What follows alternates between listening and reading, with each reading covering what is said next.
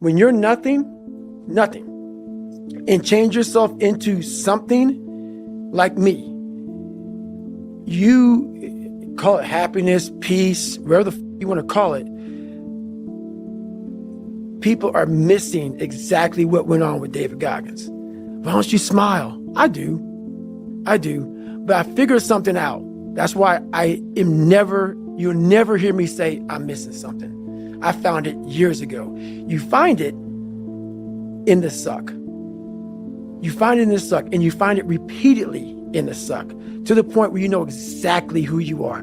Most people are missing something because they don't know who they are. They never examine themselves. They've never done this experiment on themselves. The lab rat, we're all lab rats, but you're also the scientist. You create your own self.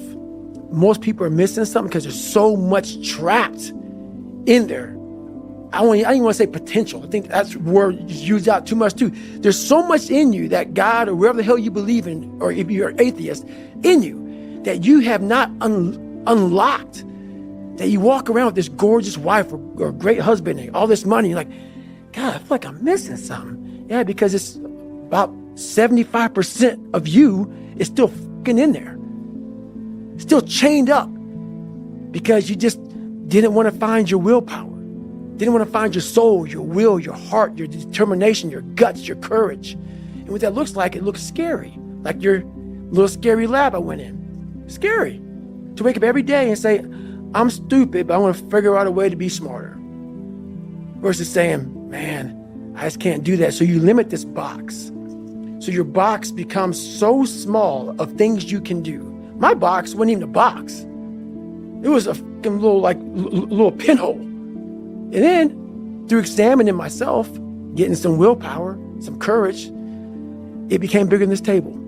But that's what we all do. That's why I wanted to come here today and talk to you about real shit. Not no fucking like hacks. There's no hacks, bro. It's you against you. You against you. And if you misunderstand that, you have a real problem. A real problem. I can understand you misunderstand me running down the street, shirt off. I can get it. I get it. If you misunderstand what I'm saying right now today, the problem is you. And you don't want to fix it. Our culture has become hooked on the quick fix, the life hack efficiency. Everyone is on the hunt for that simple action algorithm that nets maximum profit with the least amount of effort. There's no denying this attitude may get you some of the trappings of success, if you're lucky, but it will not lead to a callous mind or self-mastery. If you want to master the mind and remove your governor, you'll have to become addicted to hard work, because passion and obsession, even talent, are only useful tools if you have the work ethic to back them up. My work ethic is the single most important factor in all of my accomplishments. Everything else is secondary. And when it comes to hard work, whether in the gym or on the job, the 40 rule applies.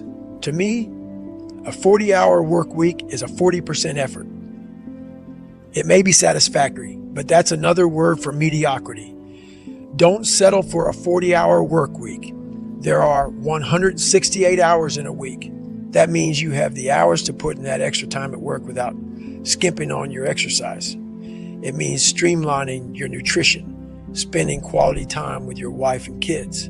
It means scheduling your life like you're on a 24-hour mission every single day. The number one excuse I hear from people as to why they don't work out as much as they want to is that they don't have time. Look, we all have work obligations. None of us want to lose sleep, and you'll need time with the family or they'll trip the fuck out. I get it. And if that's your situation, you must win the morning. When I was full-time with the SEALs, I maximized the dark hours before dawn. When my wife was sleeping, I would bang out a 6 to 10 mile run. My gear was all laid out the night before. My lunch was packed, and my work clothes were in my locker at work, where I shower before my day started at 7:30 a.m. On a typical day, I'd be out the door for my run just after 4 a.m. and back by 5:15 a.m. Since that wasn't enough for me, and because we only owned one car, I rode my bike. I finally got my own 25 miles to work. I'd work from 7:30 a.m. to noon and eat at my desk before or after my lunch break. During the lunch hour, I'd hit the gym or do a 4 to 6 mile beach run, work the afternoon shift, and hop on my bike for the 25-mile ride home. By the time I was home at 7 p.m., I'd have run about 15 miles, rocked 50 miles on the bike, and put in a full day at the office. I was always home for dinner and in bed by 10 p.m., so I could do it all over again the next day. On Saturdays, I'd sleep in until 7 a.m., hit a 3-hour workout, and spend the rest of the weekend with Kate. If I didn't have a race, Sundays were my active recovery days. I'd do an easy ride at a low heart rate, keeping my pulse below 110 beats per minute to stimulate healthy blood flow. Maybe you think I'm a special case or an obsessive maniac. Fine, I won't argue with you. But what about my friend Mike? He's a big-time financial advisor in New York City. His job is high pressure, and his workday is a hell of a lot longer than 8 hours. He has a wife and 2 kids, and he's an ultra runner. Here's how he does it.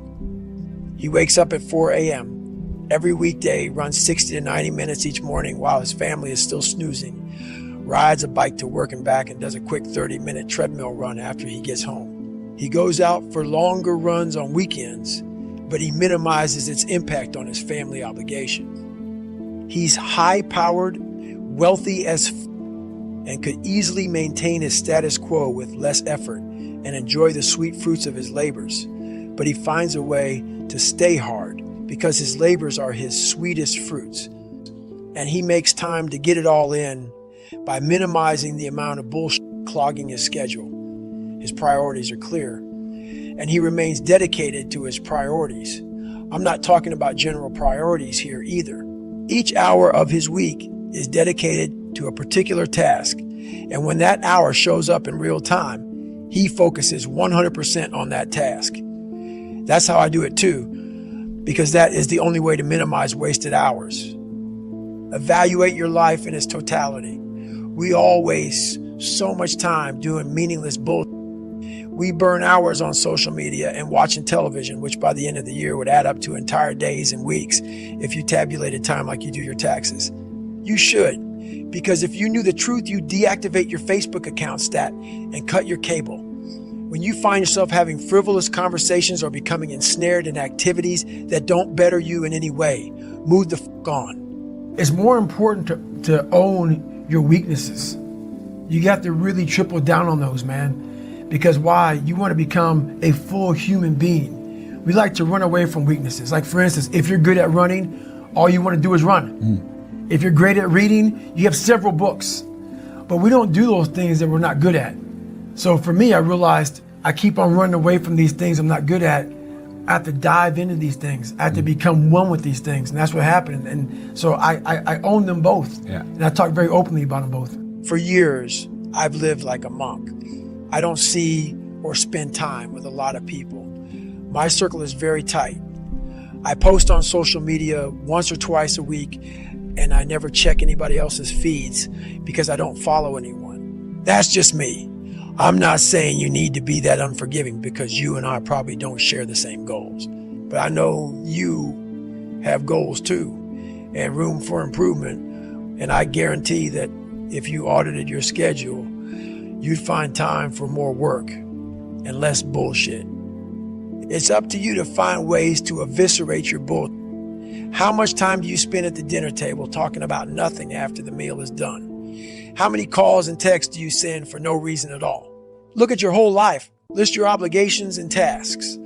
Put a timestamp on them. How many hours are required to shop, eat, and clean? What's your commute like? Can you make it there under your own power? Block everything into windows of time, and once your day is scheduled out, you'll know how much flexibility you have to exercise on a given day and how to maximize it. Perhaps you aren't looking to get fit, but have been dreaming of starting a business of your own, or have always wanted to learn a language or an instrument you're obsessed with. Fine, the same rule applies. Analyze your schedule, kill your empty habits, burn out the bullshit, and see what's left. Is it 1 hour per day? 3? Now maximize that. That means listing your prioritized tasks every hour of the day. You can even narrow it down to 15-minute windows. And don't forget to include backstops in your day-to-day schedule. Remember how I forgot to include backstops in my race plan at Ultraman? You need backstops in your day-to-day schedule too. If one task bleeds into overtime, make sure you know it and begin to transition into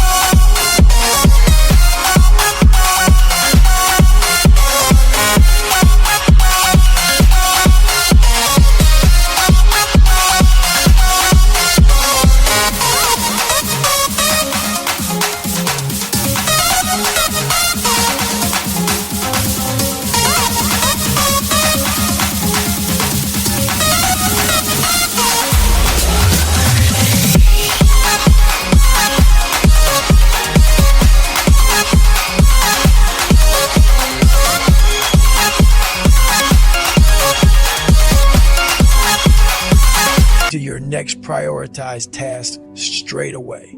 Use your smartphone for productivity hacks, not clickbait. Turn on your calendar alerts. Have those alarms set. If you audit your life, skip the bull, and use backstops, you'll find time to do everything you need and want to do. But remember that you also need rest, so schedule that in. Listen to your body. Sneak in those 10 to 20 minute power naps when necessary, and take one full rest day per week. If it's a rest day, truly allow your mind and body to relax. Turn your phone off. Keep the computer shut down. A rest day means you should be relaxed, hanging with friends or family, and eating and drinking well, so you can recharge and get back at it. It's not a day to lose yourself in technology or stay hunched at your desk in the form of a damn question mark. The whole point of the 24-hour mission is to keep up a championship pace, not for a season or a year, but for your entire life.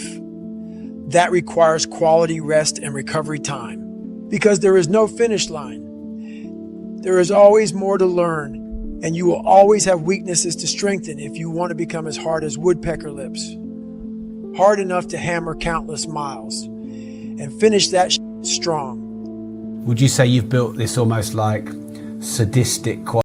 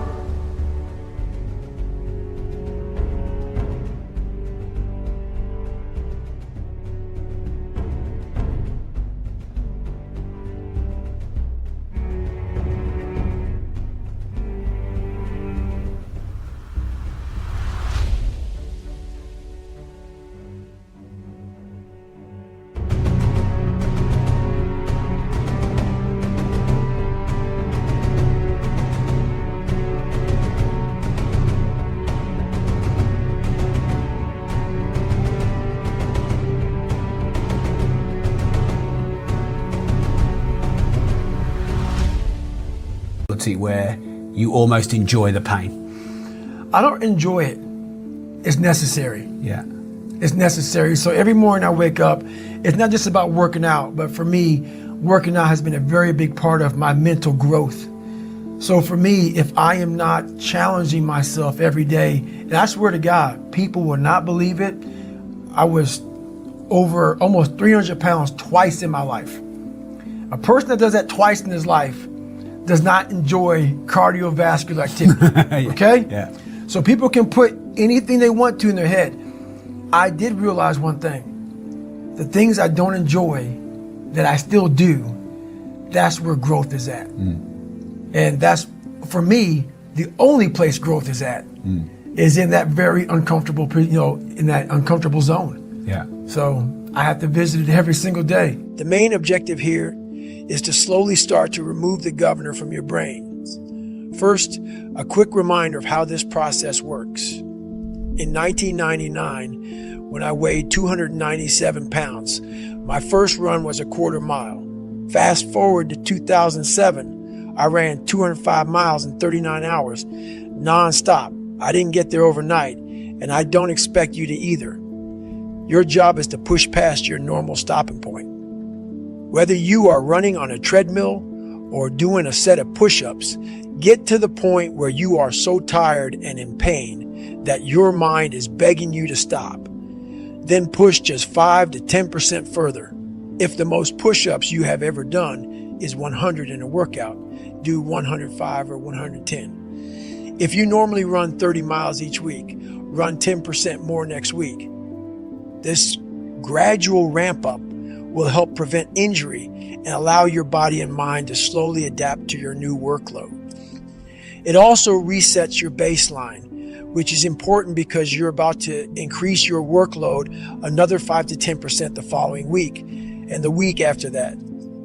There is so much pain and suffering involved in physical challenges that it's the best training to take command of your inner dialogue, and the newfound mental strength and confidence you gain by continuing to push yourself physically will carry over to other aspects in your life. You will realize that if you were underperforming in your physical challenges, there is a good chance you were underperforming at school and work too. The bottom line is that life is one big mind game. The only person you are playing against is yourself. Stick with this process, and soon what you thought was impossible will be something you do every fucking day of your life.